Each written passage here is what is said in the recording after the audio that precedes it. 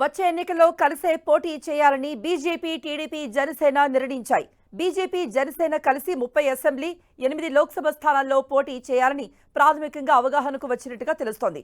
ఇక ఎన్డీఏలో చేరడంపై కూడా స్పష్టత వచ్చినా సీట్ల సర్దుబాటుపై సస్పెన్స్ అయితే కొనసాగుతోంది. జనసేన ఇదివరకు 24 అసెంబ్లీ, 3 లోక్సభ స్థానాల్లో పోటీ చేయనున్నట్టుగా ప్రకటించినా ప్రస్తుతం బీజేపీ కూటమిలో చేరాలని నిర్ణయించాక ఇరు పార్టీలకు ఒక సీటు అటు ఇటుగా సర్దుకుపోవడానికి సిద్ధమైనట్టుగా కూడా తెలుస్తోంది.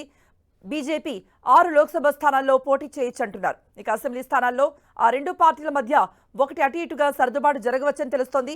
30 అసెంబ్లీ, 8 లోక్సభ స్థానాలపై 3 పార్టీలు అవగాహనకు వస్తే ఆ స్థానాలపై తదుపరి చర్చ జరగవచ్చని అంచనా. ఈ చర్చని ముందుగా తీసుకెళ్లడానికి 3 పార్టీల అగ్రనేతలు నిన్న మరోసారి సమావేశం కావాలనుకున్న అమిత్ షా, జేపీ నడ్డా ముందస్తు కార్యక్రమాలతో సాధ్యం కాలేదని తెలిసింది. దీంతో ఇవాళ ఉదయం 11 గంటలకు సమావేశం కావాలంటూ నిర్ణయించారు. ఈ సమావేశంలో మిగిలిన అన్ని అంశాలపై పూర్తిగా ఒప్పందం చేసుకునే అవకాశం ఉంది. ఇప్పటి వరకు పొత్తులపై 3 పార్టీల వారెవ్వరూ కూడా అధికారికంగా ప్రకటించలేదు.